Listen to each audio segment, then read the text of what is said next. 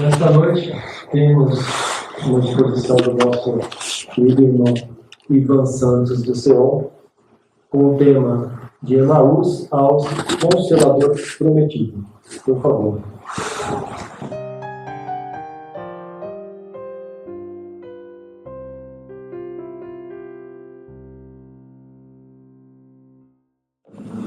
Boa noite, meus irmãos.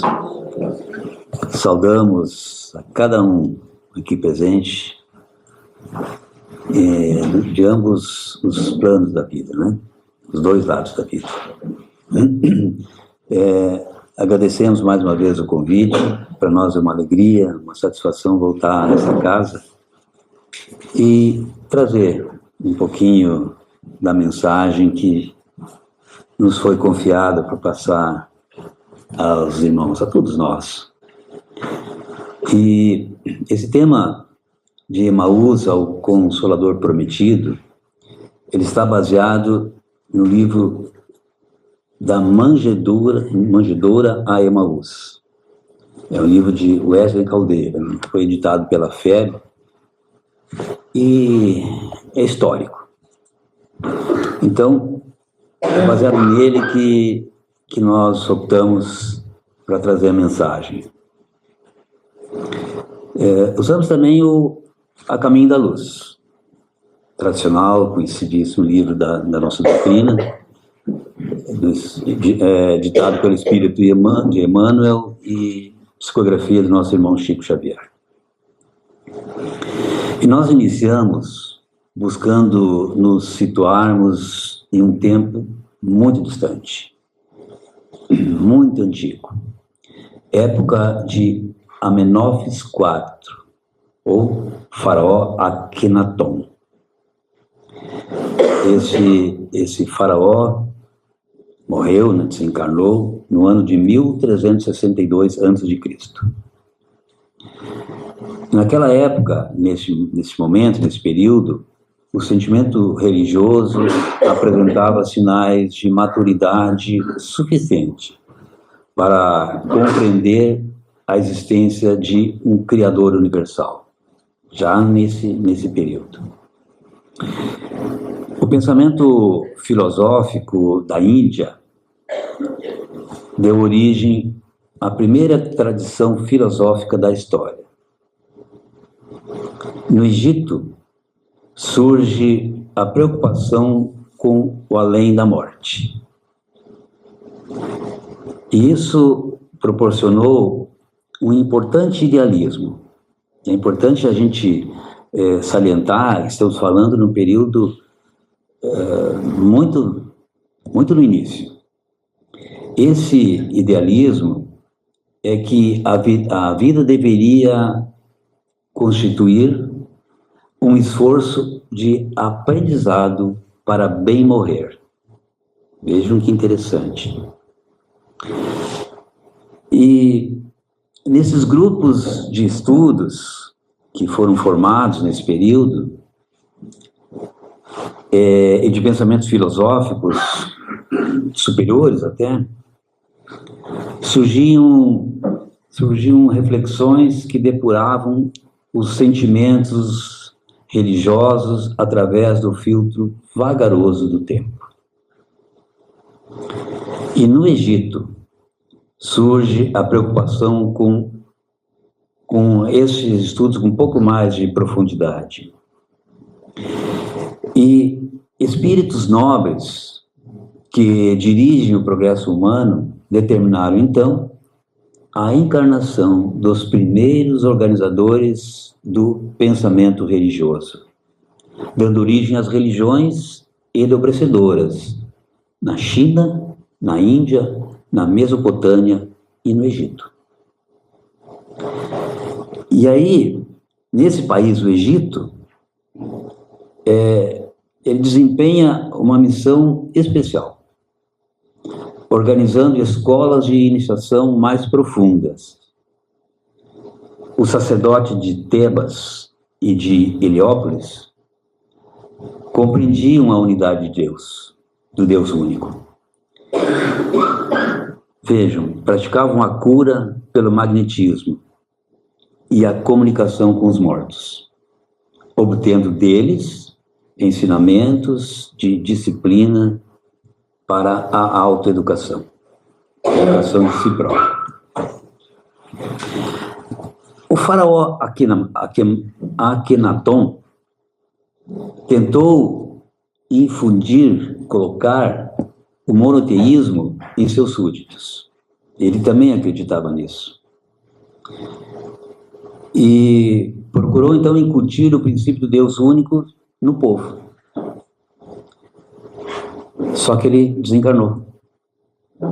E após isso, os sacerdotes, que depois dos faraós eram as principais autoridades, restabeleceram os deuses tradicionais do Egito,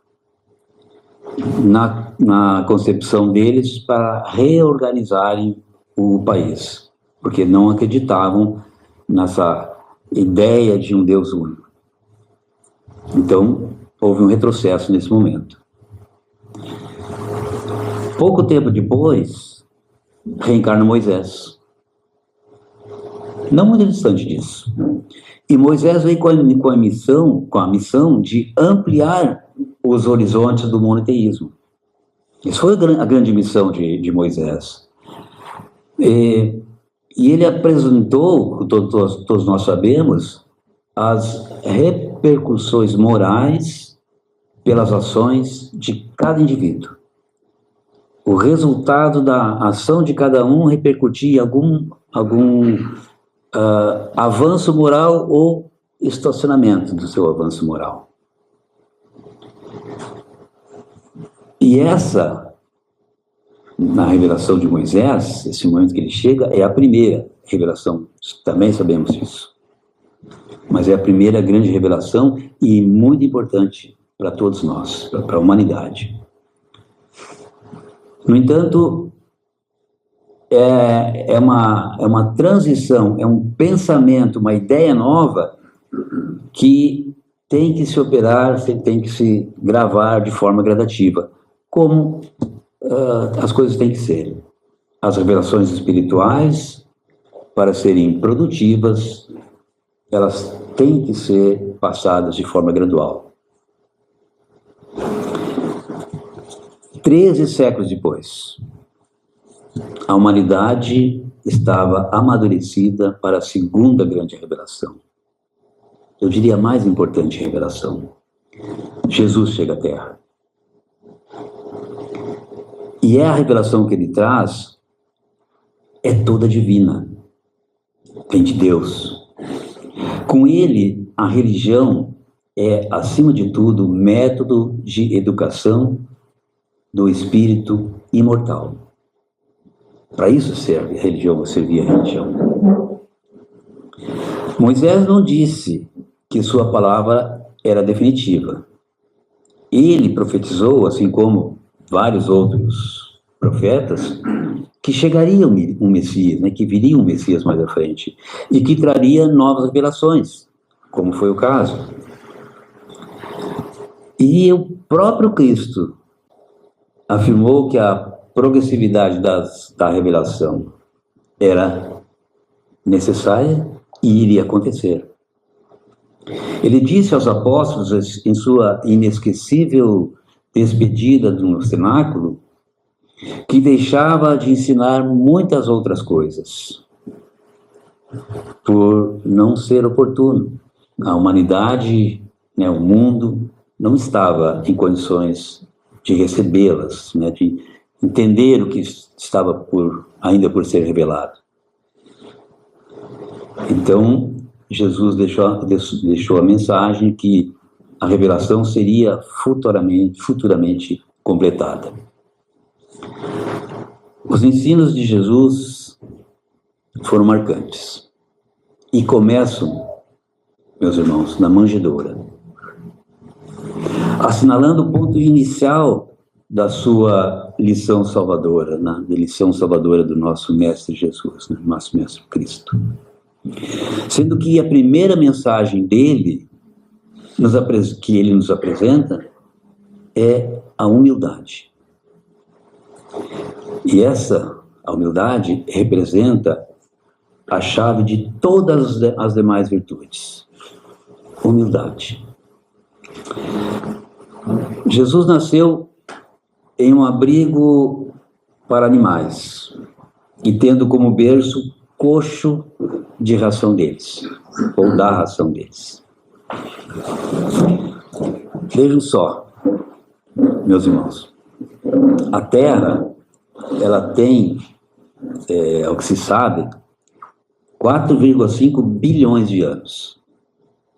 Jesus, por determinação divina, foi indicado a dirigir o planeta desde a sua criação.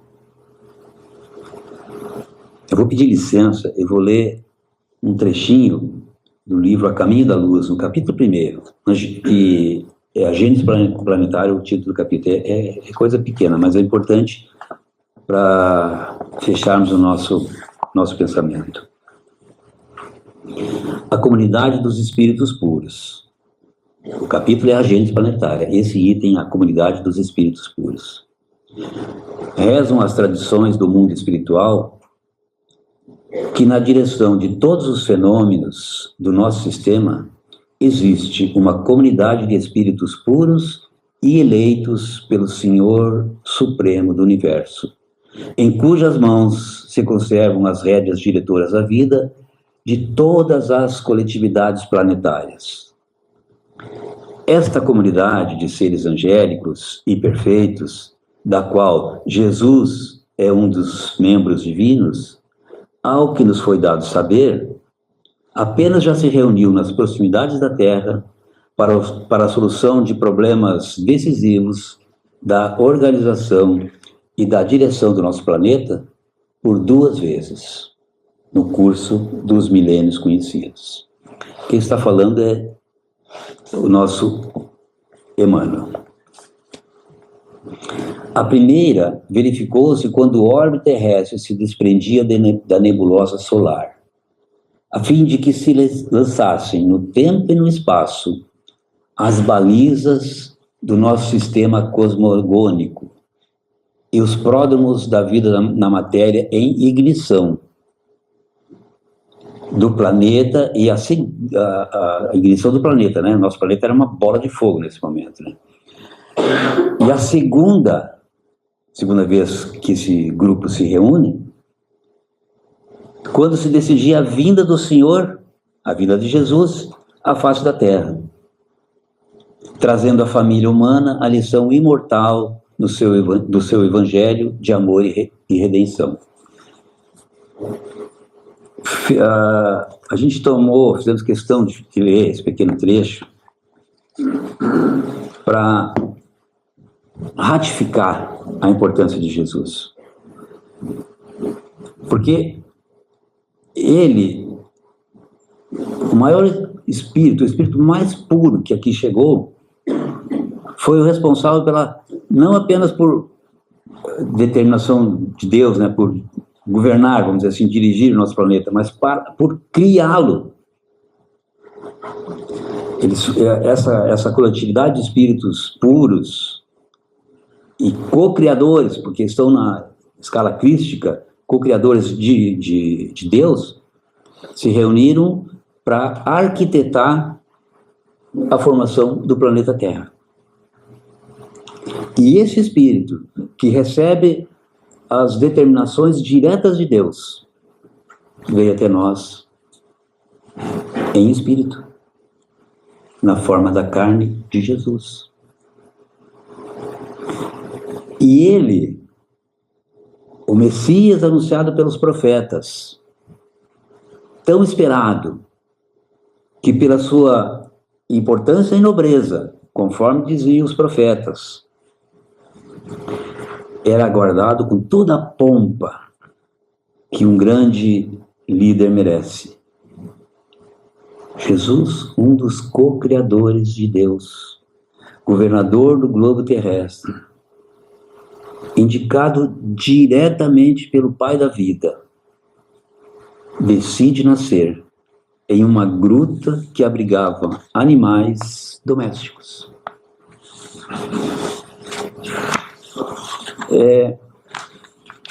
Este é o ensino primeiro de Jesus, humildade. E estes ensinamentos seguem durante a caminhada inteira dele, pela sua sempre exemplificação em todas as suas falas, em todos os seus atos. E vejam que culminam no julgamento que ele sofreu. E ainda mais, no momento fatal do seu suplício. Final, vamos dizer assim, né? Vamos tirar a palavra fatal, que fica um pouco forte, né? Momento final do seu suplício, né? A crucificação. A gente tem que tirar fatal, porque fatalidade não existe. Então, a crucificação, que foi bastante sofrida, imagina, um inocente, quando, antes do último suspiro, conclama os espíritos que estão em sua volta naquele momento, que estão ao seu lado, a ampararem Judas, que ele foi informado, ele sabia que acabava de cometer o suicídio. Ele disse assim: vão lá, ajudem a esse irmão, ajudem a Judas. E ainda, no finalzinho, ele roga ao Pai que perdoasse seus algozes. São ensinos de Jesus, e tem mais. 3 dias após a crucificação, Maria de Magdala foi ao túmulo de Jesus e não encontrou nada. Encontrou o túmulo vazio. E aí, conforme Mateus, em capítulo 28, versículo 3, um anjo, um espírito elevado, e nós vamos abrir aspas agora com uma frase de Mateus, que está escrito no Evangelho dele. Pois seu aspecto, o aspecto do anjo, pois seu aspecto era como o do relâmpago, e sua roupa alva como a neve. Assim transcreveu o Mateus para esse anjo que ele estava. E esse anjo, nesse momento, no momento da materialização, ele provocou um abalo sísmico. No momento que ele se materializou, foi um abalo que promoveu a retirada da pedra onde estava Jesus. Ao mesmo tempo, tocou horror nos guardas. E eles se apavoraram e saíram. Mas as mulheres chegaram ali, e ele ali estava. E ele revelou a elas, a Maria de Magdala, que não adiantava ela procurar por Jesus naquele momento, ele não estava mais ali, ele havia ressuscitado. Então, nesse momento, que é de uma sublimidade incrível, de uma grandeza, e ele diz a Maria de Magdala que fossem aos apóstolos e informassem aos apóstolos o que tinha acontecido. E ainda encarregou a elas de convidarem os apóstolos, de convocarem até, para se reunirem com Jesus na Galileia, que Jesus os procuraria na Galileia. E aí, meus irmãos, os evangelistas, os 4 evangelistas, divergem quanto ao número de aparições de Jesus após ele ressuscitado. Uns dizem um número, outro, então não há uma unidade de pensamento nesse sentido. No entanto, os 4 concordam com a visita de Maria de Magdala ao túmulo vazio. A mesma coisa. Então, sabe-se de aparições de Jesus, né, depois de ressuscitado, né? Agora, o número de vezes é impreciso, então também não tem muita importância. O mestre materializou-se às mulheres Maria de Magdala, Maria de Cleófas, que é irmã de sua mãe, né, irmã de Maria. Salomé, que é mãe de Tiago e João. E também a Joana de Cusa. Essas mulheres receberam a materialização, receberam a visita de Jesus, depois de desencarnado, depois de ressuscitado. E também os apóstolos, né, que receberam a visita dele por algumas vezes. Mas tem um importante, que é o motivo até do título do tema de hoje. Os 2 caminheiros de Emaús também receberam a visita dele. E o evangelista Lucas detalha o episódio de Emaús. É uma passagem muito bonita, linda, e não é muito conhecida. Então eu vou rapidamente repassar aos irmãos essa passagem. Cleófas é um dos caminheiros, e ele está com outro, ambos seguidores de Jesus. E eles caminhavam tristes em direção a Emaús, a região onde eles moravam. E em um determinado momento, um estranho se aproximou, chegou a eles e os abordou na estrada, indagando-lhes sobre o que estava acontecendo. O que vocês estão conversando? Ele pergunta. Os caminheiros, lamentosos, perguntaram, mas como? Não sabes o que aconteceu? Né? Por onde tu andavas? É a notícia do momento? Não sabias da injustiça que fizeram? E apresentaram um pequeno, né, um singelo resumo daqueles 3 dias da crucificação do profeta de Nazaré até o desaparecimento do seu corpo. Esses caminheiros, seguidores de Jesus, esperavam dele o redentor político de Israel, o Salvador. E esses 2 amigos e seguidores do Mestre pareciam ter sepultado suas esperanças com Jesus. Então eles estavam naquele momento completamente destruídos. E por isso a decepção, a tristeza de seus corações. Aí o estranho chamou a atenção deles.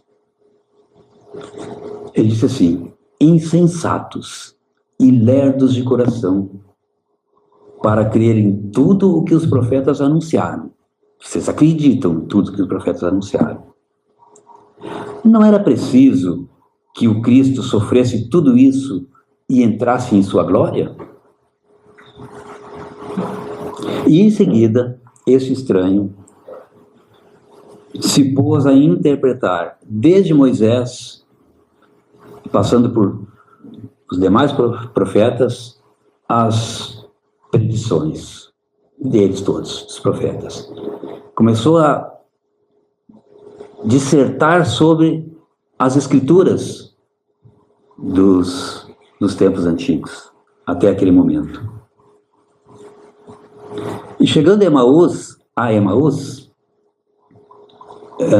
os 2 estavam maravilhados com tanto saber, com tanta profundidade que eles conheciam, que aquele estranho conhecia as escrituras, o convidaram para ficar ali. Pô, já está anoitecendo, fica conosco, ceia conosco e durma aqui. Então, assim foi feito. E apenas quando, à mesa, à hora da ceia, viram o convidado abençoar o pão e parti-lo, é que reconheceram Jesus. Estava ali. Só que nesse momento ele se desmaterializou instantaneamente. No mesmo instante. Os 2 amigos, em reflexão, se perguntaram, não ardia, não tocava o nosso coração quando ele nos falava pelo caminho, quando ele nos explicava as escrituras? essa passagem, meus irmãos, ela cabe uma reflexão para nós. Quantas vezes a gente é pego em tristezas, em desalentos, desesperançados da vida, e sofremos profundamente com as nossas dores, e não nos damos conta que ao nosso lado há um irmão. Há um irmão que nunca nos abandona. Nosso anjo protetor, nosso anjo da guarda, nosso espírito protetor, nunca nos abandona. E muitas vezes a gente não recorre a ele. Achamos que estamos sozinhos e perdemos as esperanças, como os caminheiros. Sempre é possível uma saída para todos os nossos problemas, todas as nossas dores, e todas são bem-vindas. É preciso que a gente fixe bem isso. Não há uma dor, um sofrimento sequer que não tenha uma razão. E essa razão sempre é justa e necessária. Então, confiemos na providência divina, confiemos nos tropeços das nossas vidas, que serve para que a gente possa levantar, nos apoiar no Mestre Jesus, representado pelo nosso Espírito Protetor. Ele vai estar conosco. Ele sempre está conosco. Mas, eu acho que tem mais 10 minutos, né? Dá para seguir um pouquinho mais. Porque tem uma outra materialização que vale o registro. Essa é conhecida, mas vale a gente refletir um pouquinho sobre ela. Jesus havia aparecido aos apóstolos algumas vezes, mas nenhuma delas Tomé estava presente. E quando Tomé ficou sabendo, ele não acreditou. Ele até duvidou. E 8 dias após a crucificação, Jesus, mais uma vez, chegou a eles, materializou. E essa história que vou falar agora, que é conhecida de todos, ela é ditada pelo espírito Amélia Rodrigues. E ela conta que enquanto os 11 apóstolos estavam reunidos numa sala, né, todos na mesma sala, com as portas fechadas, uma aragem perfumada invadiu o recinto e uma claridade diamantina vestiu as sombras que ali pairavam com delicada luz, dentro da qual, esplendente e nobre, ele surgiu. Não houve censura, somente compaixão ao se dirigir ao apóstolo incrédulo. Põe teu dedo aqui e vê as minhas mãos. Estende a tua mão e põe-na em meu lado. E não sejas incrédulos, mas crê. Os pulsos dilacerados derramavam diáfana luz, que também jorrava da cabeça antes dos espinhos, do peito ferido e dos pés destroçados. O apóstolo acercou-se transfigurado e o tocou no Mestre Jesus, tocou nas suas chagas. Tu crestes, Tomé, porque me viste. Bem-aventurados os que não viram e creram. Era a última bem-aventurança. Não precisamos ver para crer. 19 séculos depois, mais precisamente em 18 de abril de 1857, Allan Kardec publica o Livro dos Espíritos. Nascia o Espiritismo, o Consolador Prometido, a terceira grande revelação.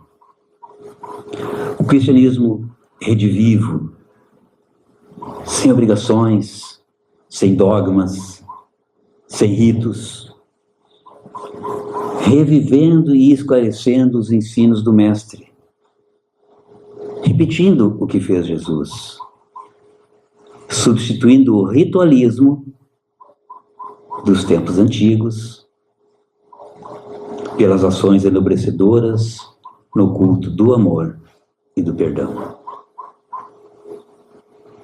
O amor e a prece são revelados como as mais poderosas expressões da comunhão com Deus. O amor e a prece. O Espiritismo é a doutrina de Jesus em espírito e verdade, sem fórmulas, sem ritos, sem aparências, sem ministros. Surge como a ciência que pergunta, investigando e confirmando a imortalidade. Confirmando a imortalidade. Surge a todos, a quem bem queira recebê-la. O entendimento da verdadeira vida. A filosofia que equaciona os enigmas do comportamento humano. A religião que expressa a necessidade do amor, do perdão para a união dos homens. Não há como haver união se não houver amor e perdão. A gente precisa caminhar para isso. Urgente. É uma doutrina que apresenta a união entre a fé e a razão, a fé raciocinada, uma culminância da revelação e uma convergência das revelações. Moisés revelou o princípio da justiça. Jesus, o princípio do amor. O papel do Espiritismo é reviver os ensinamentos do Cristo, convocar as criaturas a um melhoramento pessoal e completar os conhecimentos essenciais ao progresso do espírito, que alicerçam a ética formulada por Jesus. A revelação de Jesus, entretanto, é o centro das revelações. É nele que a gente tem que buscar amparo, apoio, buscar segurança. Jesus, o Cristo, ele foi venerado. Jesus, o guia e modelo. Além disso, de ser venerado, de ser guia, de ser modelo, deverá ser compreendido e aplicado. É para isso que a gente tem que estudar. É receber as informações, compreender, introjetá-las e aplicá-las em nossa vida. Sua voz inundou os campos da razão com a libertadora perspectiva do reino de Deus. O nosso reino de Deus. Suas mãos embaixadoras da paz estenderam-se para o mais consolador convite já endereçados aos corações. Eu vou ler. Vinde a mim, todos os que estáis cansados e sobrecarregados, e eu vos aliviarei. Tomai sobre o meu jugo, tomai vós o meu jugo e aprendei de mim, porque sou manso e humilde de coração, e achareis descanso para a vossa alma, porque meu jugo é suave e o meu fardo é leve. Jesus, o caminho, a verdade e a vida. Ninguém de nós, ninguém da terra chega ao Pai se não passar por Jesus. É o nosso guia, é o nosso modelo, é a nossa salvação. Obrigado. E que a doce paz de Jesus esteja com cada um de nós que aqui está. E com todos aqueles que sabemos em nossos corações, sabemos em sofrimento, em dores, e também aos nossos queridos já na parte espiritual. E que a doce paz do Mestre, então, encontre a todos. Obrigado. Que assim seja.